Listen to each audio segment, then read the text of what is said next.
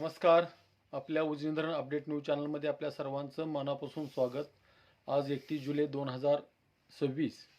आज सायंकाळी उजनी धरणाची काय स्थिती आहे, उजनीत येणारा विसर्ग किती आहे आणि वरच्या धरणातून किती विसर्ग वाढलेला आहे, त्याचबरोबर उजनीतून सध्याला पाणी किती चालू आहे, वीर धरणातून सध्याला विसर्ग किती सोडला आहे, किती वाढवला आहे, ही आपण माहिती घेणार आहोत. पण तत्पूर्वी सर्व भीमा नदीकाठच्या शेतकऱ्यांना एक सल्ला देतोय की आपल्या भीमा नदीला मोठा महापूर येणार आहे. कारण पण तसंच आहे आणि त्याचं सविस्तर आपण माहिती घेणार आहोत. वीर धरणातून नीरा नदीमध्ये मोठ्या प्रमाणात विसर्ग सोडला जातोय. उजनीतून भीमा नदीमध्ये मोठ्या प्रमाणात विसर्ग सोडला जातोय, आणखी त्यामध्ये डबल वाढ होण्याची शक्यता आहे. त्यामुळं उजनीतून सोडलेल्या विसर्गामुळे नीरेत आलेल्या विसर्गामुळे भीमा नदीला महापूर येण्याची शक्यता निर्माण झाली आहे. त्यामुळं काळजी घेणं गरजेचं आहे.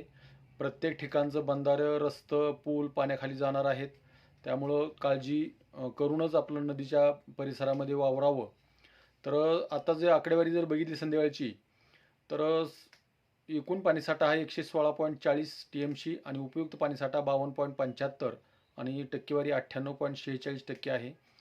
परंतु उजनी धरणामध्ये येणारा दौंडच्या विसर्गामध्ये आता सध्याला वाढ होताना दिसते. सध्याला जरी 32,107 क्युसेकचा विसर्ग येत असला तरी उद्या सकाळपर्यंत 1,00,000 ते 1,25,000च्या आसपास विसर्ग आलेला दिसेल.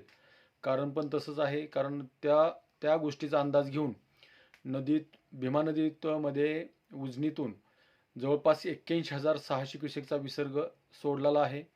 वरच्या धरणाच्या पाणलोट क्षेत्रामध्ये मोठ्या प्रमाणात पाऊस झाल्यामुळं त्या धरणातून मोठ्या प्रमाणात विसर्ग सोडला आहे. तो विसर्ग येण्यास जरी अवकाश असला तर त्या आधी उजनी धरण प्रशासनाने भीमा नदीमध्ये पाणी सोडण्याचा निर्णय घेतलेला आहे.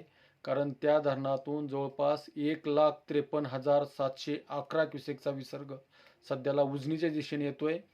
त्याचा अंदाज घेऊनच आता 81,000 असला तरी सकाळपर्यंत 1,00,000-1,00,000-1,25,000पर्यंत हा विसर्ग जाण्याची शक्यता आहे. त्याचबरोबर वीर धरणातून नीरा नदीमध्ये 63,323 क्युसेकचा विसर्ग सध्याला चालू आहे. त्यामध्येही वाढ होऊ शकते.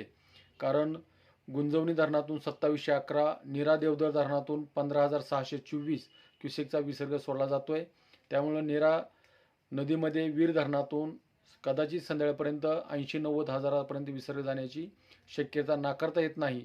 सध्याला बंड गार्डनमधून 29,284 क्युसेकचा विसर्ग येतोय आणि नीरा आणि भीमाचा विसर्ग नीरा नरसिंगपूरमध्ये बघितला तर 64,218 क्युसेकचा असला तरी सकाळपर्यंत 1,00,000 ते 1,50,000पर्यंत हा विसर्ग जाण्याची शक्यता आहे. पंढरपूरमध्ये सध्याला 31,689चा विसर्ग असला तरी सकाळपर्यंत 6पर्यंत तो विसर्ग मोठ्या प्रमाणात वाढणार आहे.